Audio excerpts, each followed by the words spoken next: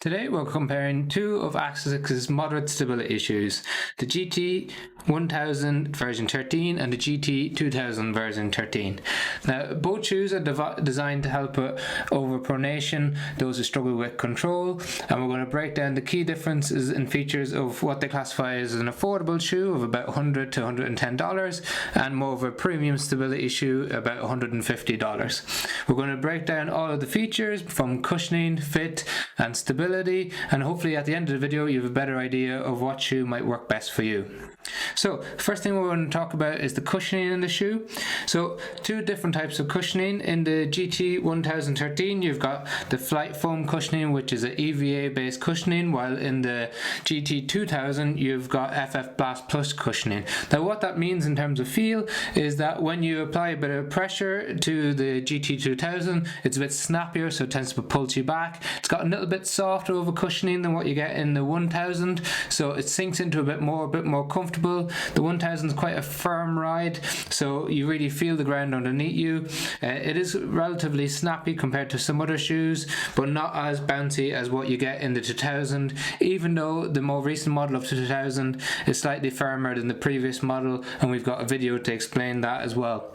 Then when it comes to the specifications, you've got 36mm in the rear foot of cushioning and 28mm of cushioning in the forefoot in both shoes, so each shoe has an 8mm drop. That's considered a normal to high drop. When we think about drop, a higher drop tends to offload the Achilles tendon, while a lower drop tends to give more even distribution of force across the foot. Then as we go in to think about stability, both shoes have the 3D guidance system built into them, so they've got a nice wide base of support, they've got some sole flare, which is when the cushioning comes out wider than the foot, and they've got some other elements of stability such as the sidewalls.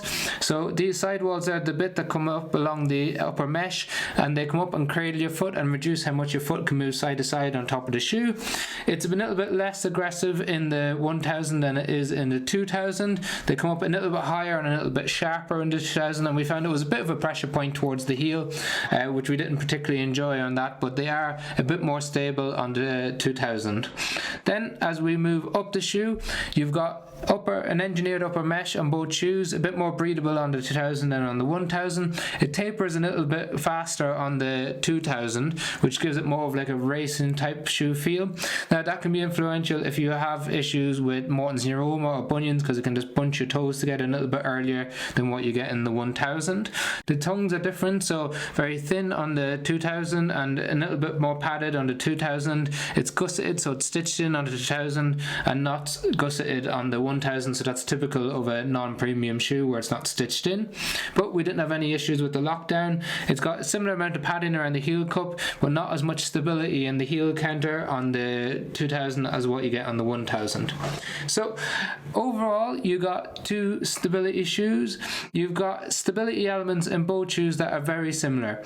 You've got a different type of cushioning in the 2000, which is a bit more comfortable, a bit more plush, and it gives you a bit more energy return when you apply pressure to it, whether that's through heel strike or when you're pushing off. In contrast to that, what you get in the 1000 is a very affordable shoe that gives you elements of stability. I think if you're a beginner runner or you just want a day-to-day shoe that gives you low to moderate levels of stability, the 1000 is an excellent option.